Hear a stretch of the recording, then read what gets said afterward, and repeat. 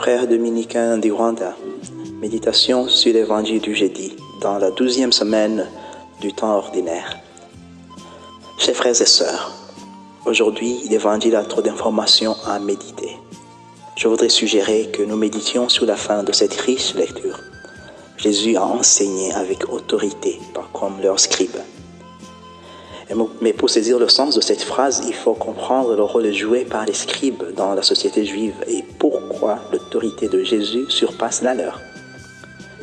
L'Encyclopédie Britannica définit un scribe comme sopher, hébreu de scribe, sopherim au pluriel, tout groupe d'érudits juifs qui ont interprété et enseigné la loi et l'éthique biblique entre le 5e siècle avant Jésus-Christ et 200 ans avant Jésus-Christ environ.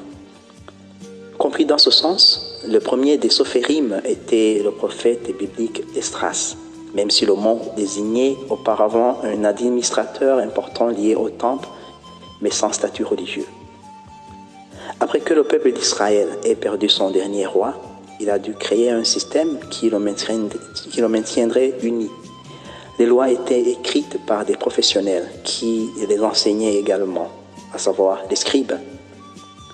Les mêmes lois que les scribes pensaient être le dernier recours pour le peuple d'Israël les ont maintes fois privés de vie.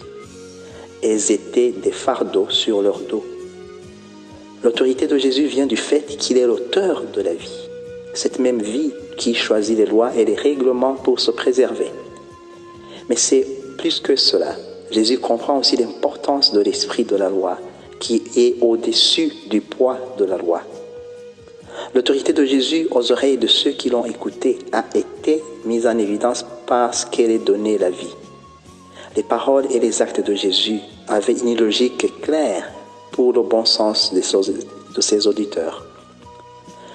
Pour le dire en termes plus simples, construire sur un rocher, qui est de construire sur les paroles de Jésus, c'est choisir ce qui donne la vie. Plus que de dire Seigneur, Seigneur, plus que de suivre inconsidérément des lois et des règlements, l'évangile d'aujourd'hui nous invite, nous, l'Église, à prêcher avec autorité, c'est-à-dire à donner de plus en plus de vie aux enfants de Dieu. Tout comme les paroles et les actes de Jésus, notre prédication aura un sens devant les enfants de Dieu si on leur donne la vie et non des difficultés et des condamnations.